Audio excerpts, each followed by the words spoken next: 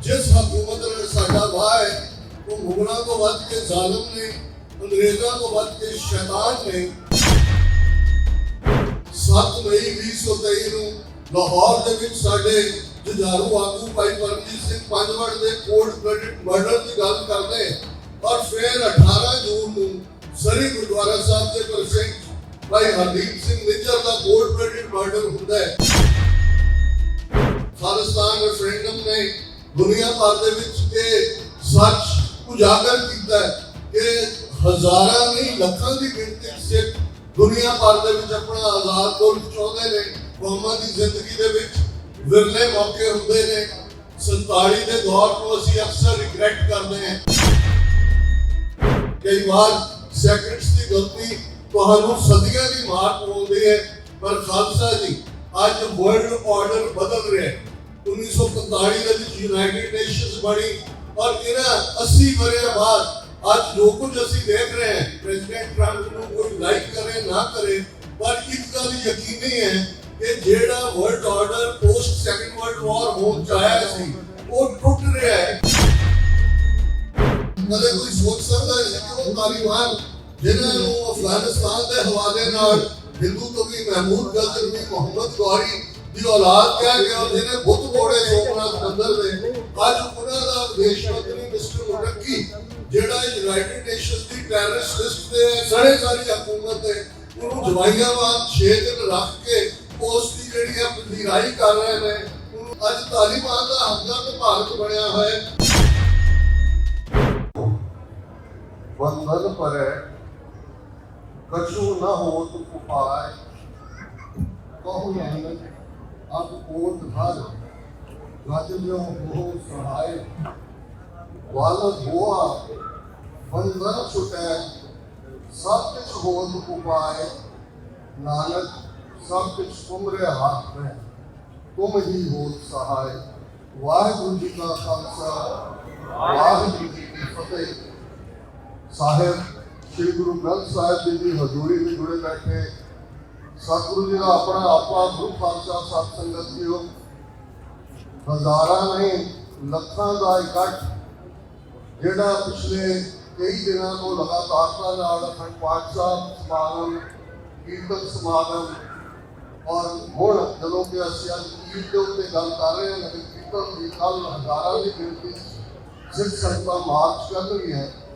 ਇਹ ਗੁਰੂ ਗ੍ਰੰਥ ਸਾਹਿਬ ਗੁਰਗੱਦੀ ਦਿਵਸ ਦੇ 27ਵੇਂ ਵਰ੍ਹੇ ਨੂੰ ਸਮਰਪਿਤ ਹੈ। ਮੈਂ ਸਮਝਦਾ ਵੀ ਇਹ ਬਜ਼ੁਰਗਾਂ ਦੀ ਸਿਆਣਪ ਸੀ ਕਿ 13 ਅਪ੍ਰੈਲ 1978 ਦੇ ਸਾਕੇ ਤੋਂ ਬਾਅਦ ਇਹ ਮਹਿਸੂਸ ਕੀਤਾ ਗਿਆ ਕਿ ਬਹੁਤ ਸਾਰੀਆਂ ਥਾਵਾਂ ਤੇ ਗੁਰੂ ਨਾਨਕ ਸਾਹਿਬ ਦਾ ਪ੍ਰਕਾਸ਼ ਪੁਰਬ ਮਨਾਇਆ ਜਾਂਦਾ ਹੈ, ਨਗਰ ਕੀਰਤਨ ਹੁੰਦੇ ਨੇ। ਗੁਰੂ ਗੋਬਿੰਦ ਸਿੰਘ ਸਾਹਿਬ ਦਾ ਪ੍ਰਕਾਸ਼ ਪੁਰਬ, ਨਗਰ ਕੀਰਤਨ ਹੁੰਦੇ ਨੇ। ਔਰ ਮੈਨੂੰ ਇਹ ਲੱਗਦਾ ਹੈ ਕਿ ਤਖ਼ਤ ਸ੍ਰੀ ਹਜ਼ੂਰ ਸਾਹਿਬ ਤੋਂ ਬਾਅਦ ਵਾਹਿਦ ਗੁਬਾ ਸਿਟੀ ਉਹ ਸ਼ਹਿਰ ਹੈ ਜਿੱਥੇ ਗੁਰੂ ਗ੍ਰੰਥ ਸਾਹਿਬ ਗੁਰਗੱਦੀ ਦਿਵਸ ਨੂੰ ਸਮਰਪਿਤ ਨਗਰ ਕੀਰਤਨ ਸਜਾਏ ਜਾਂਦੇ ਨੇ। ਔਰ ਜੇ ਇਹ ਰੁਝਾਨ ਹੋਰ ਥਾਵਾਂ ਤੇ ਵੀ ਹੋਏ ਤੇ ਇੱਕ ਵੱਡਾ ਜਿਹੜਾ ਅਸੀਂ ਗੁਰੂ ਕੰਮ ਹੈ ਇਸ ਨੂੰ ਜਿਹੜਾ ਥੱਲੇ ਸੁੱਟ ਸਕਦੇ। ਗੱਲ ਸੀਮਤ ਕਰਾਂਗਾ। ਗੁਰੂ ਗ੍ਰੰਥ, ਗੁਰੂ ਪੰਥ ਇਹ ਦੋ ਪਿੱਲਰ ਨੇ ਜਿਸ ਦੇ ਉੱਤੇ ਸਿੱਖੀ ਦਾ ਮਹਿਲ ਉਸਰਿਆ ਹੋਇਆ। ਇਹ ਲਫ਼ਜ਼ ਬੇਸ਼ੱਕ ਗੁਰੂ ਨਾਨਕ ਪਾਤਸ਼ਾਹ ਦੇ ਵੇਲੇ ਰਾਜਯੋਗ, ਫਿਰ ਮੀਰੀ ਪੀਰੀ, ਆਮ ਜ਼ਬਾਨ ਦੇ ਵਿੱਚ ਭਗਤੀ ਸ਼ਕਤੀ ਤੇ ਪੰਜ ਕਕਾਰੀ ਖਾਲਸੇ ਦੇ ਪ੍ਰਗਟ ਹੋਣ ਤੋਂ ਬਾਅਦ ਸੰਤ ਸਿਪਾਹੀ ਇਹ ਅਲਫਾਜ਼ ਗੁਰੂ ਗ੍ਰੰਥ, ਗੁਰੂ ਪੰਥ ਬੋਲਾਂ ਦੀ ਨੁਮਾਇੰਦਗੀ ਕਰਦੇ ਨੇ। ਸਾਡਾ ਆਧਾਰ ਰੂਹਾਨੀਅਤ ਹੈ। ਜੀਵਨ ਦਾ ਮਕਸਦ ਉਸ ਸੱਚ ਨੂੰ ਜਾਣਨਾ ਹੈ, ਰੱਬ ਦੇ ਨਾਲ ਪਿਆਰ ਹੈ, ਭਾਵ ਹੈ, ਮੁਹੱਬਤ ਹੈ, ਆਪਣਾ ਆਪਾ ਸਮਰਪਣ ਕਰਨਾ ਹੈ। ਪਰ ਸਿੱਖ ਮੁੱਢਲੇ ਤੌਰ ਦੇ ਉੱਤੇ ਰੂਹਾਨੀ ਸਫ਼ਰ ਦੇ ਨਾਲ ਦੁਨਿਆਵੀ, ਸਮਾਜਿਕ, ਆਰਥਿਕ, ਸਿਆਸੀ ਇਹਨਾਂ ਸਾਰੇ ਖਿੱਤਿਆਂ ਦਾ ਭਗੌੜਾ ਨਹੀਂ ਹੈ ਜਿਹੜੀਆਂ ਕਿ ਹਜ਼ਾਰਾਂ ਸਾਲਾਂ ਦੀਆਂ ਦੂਸਰੀਆਂ ਮਜ਼ਹਬੀ ਪਰੰਪਰਾਵਾਂ ਜਿਨ੍ਹਾਂ ਦੇ ਵਿੱਚ ਫਰਾਇ, ਸਿੰਘ, ਮੰਗ, ਸੰਨਿਆਸੀ, ਭਿਕਸ਼ੂ, ਭਿਕਸ਼ੁਣੀਆਂ ਇਹ ਸਾਰਾ ਭਗੌੜਾਪਨ ਸੀ।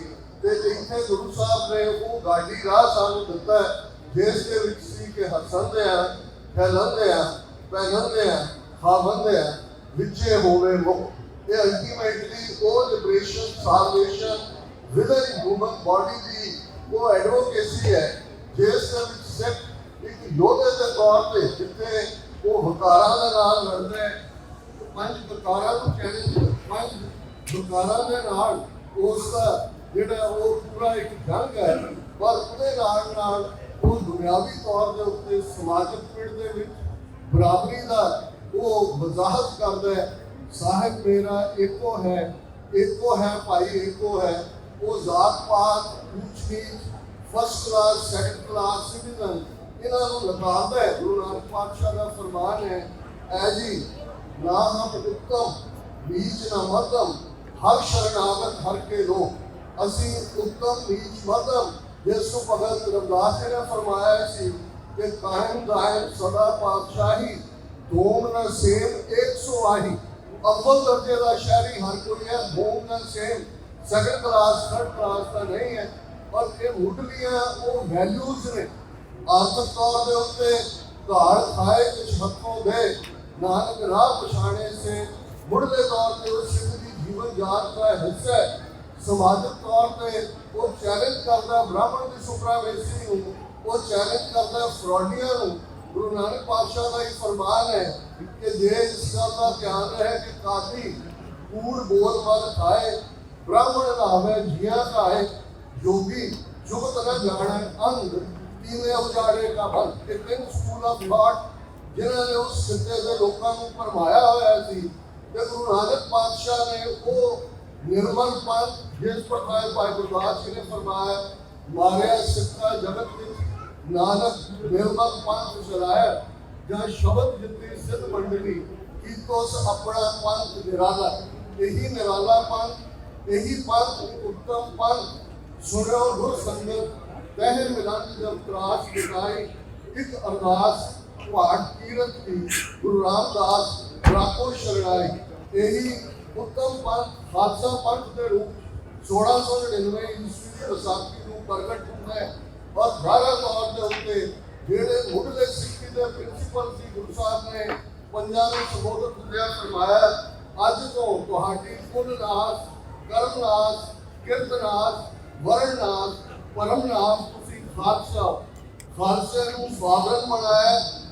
ਔਰ ਇਹ ਜਦੋਂ ਅਸੀਂ ਅੱਜ ਵੀ ਆਪਣੀ ਪਾਤਸ਼ਾਹ ਦੇ ਦਾਅਵੇ ਦੀ ਗੱਲ ਕਰਦੇ ਹਾਂ ਤੇ ਸਾਡਾ ਆਧਾਰ ਉਹੀ ਗੁਰੂ ਪਾਤਸ਼ਾਹ ਦਾ ਫਰਮਾਨ ਹੈ, इन गरीब सिखन को देव पातशाही ये याद रखे हमारी गुरियाई।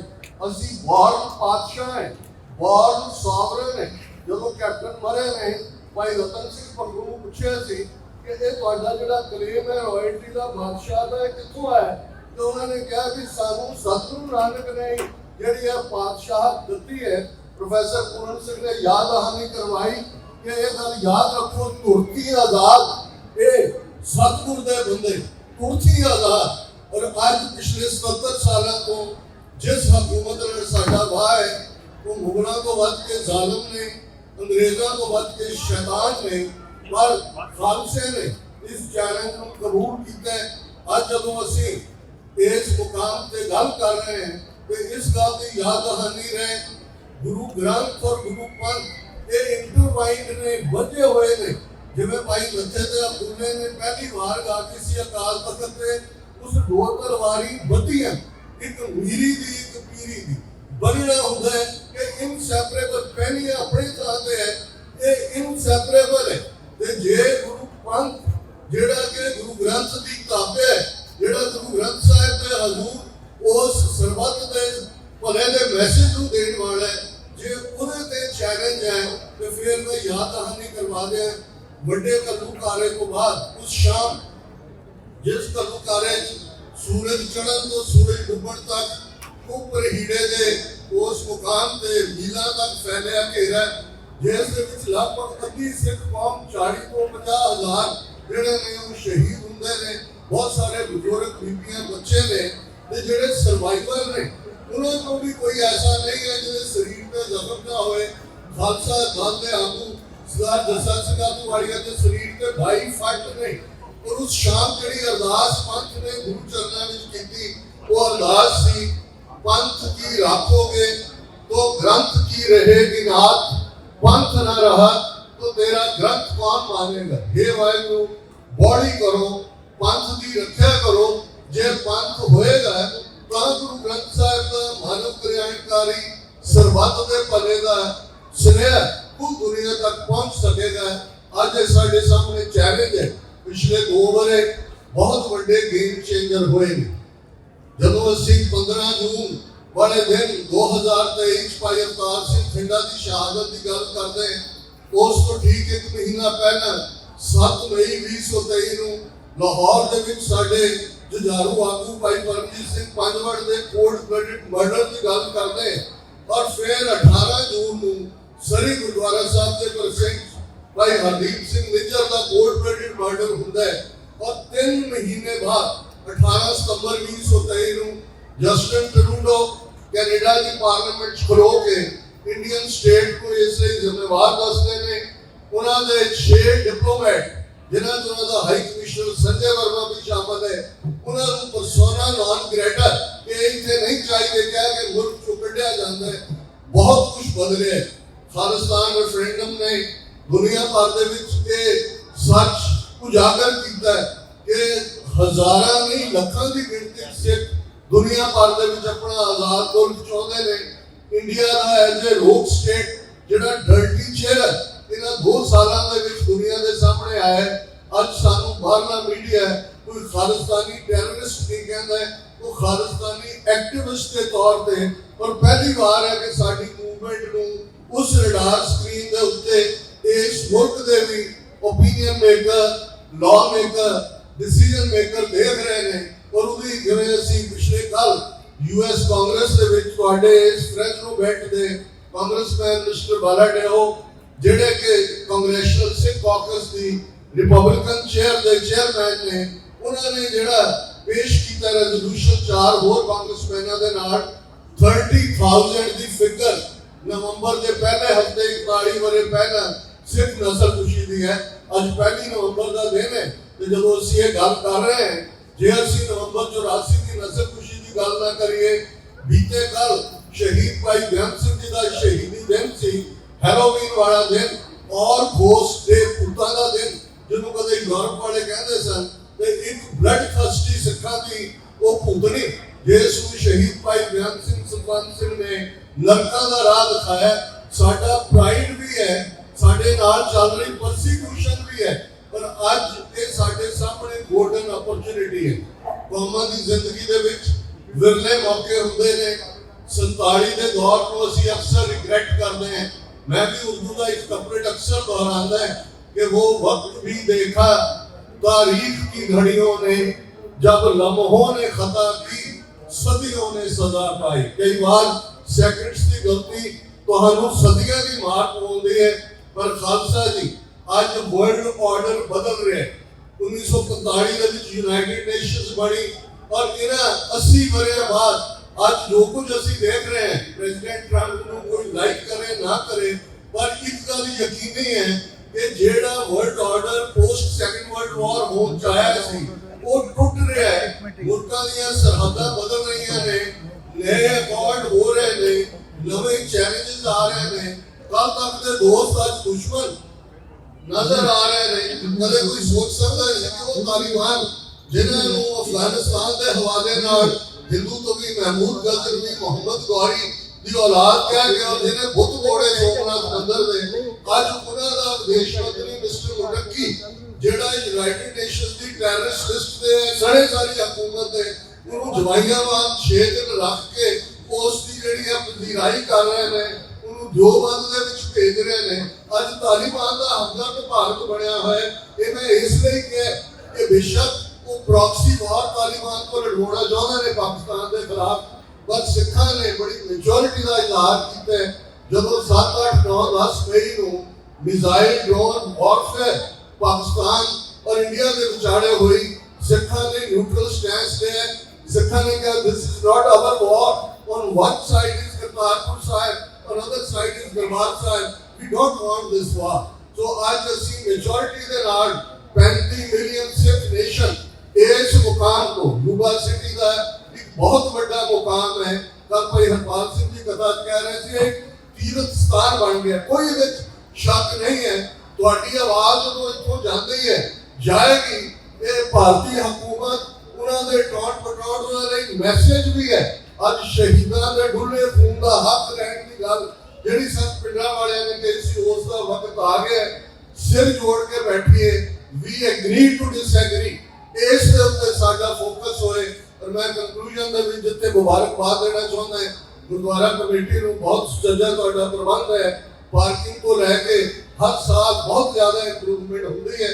ਉੱਥੇ ਮੈਂ ਇਹ ਮੈਸੇਜ ਜ਼ਰੂਰ ਦੇਣਾ ਚਾਹੁੰਦਾ ਹਾਂ, ਉਹਨਾਂ ਸਾਡੇ 1.5 ਲੱਖ ਤੋਂ ਜ਼ਿਆਦਾ ਸ਼ਹੀਦ ਸਿੰਘਾਂ ਸਿੰਘਣੀਆਂ ਦੇ ਡੁੱਲੇ ਖੂਨ ਦਾ ਹੱਕ ਲੈਣ ਦੀ ਗੱਲ, ਜਿਸ ਦਾ ਨਾਂ 1.5 ਲੱਖ ਸ਼ਹੀਦਾਂ ਨੇ ਆਪਣੇ ਖੂਨ ਨਾਲ ਖਾਲਿਸਤਾਨ ਰੱਖਿਆ ਹੋਇਆ ਹੈ। 5 ਬੁਲੰਦ ਨਾਅਰੇ ਇਸ ਪਲੇਟਫਾਰਮ ਤੋਂ ਉਸ ਅਕਾਲ ਤਖਤ ਵੱਲ ਧਿਆਨ ਧਰ ਕੇ, ਜਿਹਨੂੰ ਭਾਰਤੀ ਟੈਂਕਾਂ ਤੋਪਾਂ ਨੇ ਖੰਡਰਾਤ ਬਣਾ ਦਿੱਤਾ ਸੀ, ਪਰ ਉਸ ਖੰਡਰਾਤ ਬਣੇ ਅਕਾਲ ਤਖਤ ਦੇ ਉੱਤੇ ਵੀ ਲੱਖਾਂ ਦੀ ਗਿਣਤੀ ਚ ਸਰਬੱਤ ਖਾਲਸੇ ਦੇ ਇਕੱਠ ਨੇ ਇਹ ਫੈਸਲਾ ਕੀਤਾ ਸੀ ਕਿ ਅੱਜ ਤੋਂ ਖਾਲਸੇ ਦਾ ਆਪਣਾ ਘਰ ਖਾਲਿਸਤਾਨ ਹੋਵੇਗਾ, ਜਿੱਥੇ ਖਾਲਸੇ ਦੀਆਂ ਚੌਕੀਆਂ ਝੰਡੇ ਗੁੰਗੇ ਜੁਗੋ ਜੁਗ ਅਟਲ ਹੋਣਗੇ ਤੇ 10 ਨੌਂ ਦੀ ਕਿਰਤ ਕਮਾਈ ਕਰਨ ਵਾਲਿਆਂ ਦਾ ਰਾਜ ਭਾਗ ਤੇ ਪੂਰਾ ਕੰਟਰੋਲ ਹੋਏਗਾ।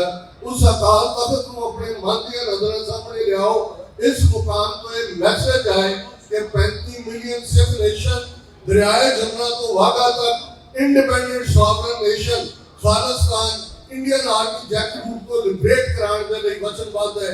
अकाल तख्त को आई आवाज, खालिस्तान खालिस्तान, अकाल तख्त को आई आवाज, खालिस्तान खालिस्तान, अकाल तख्त को आई आवाज।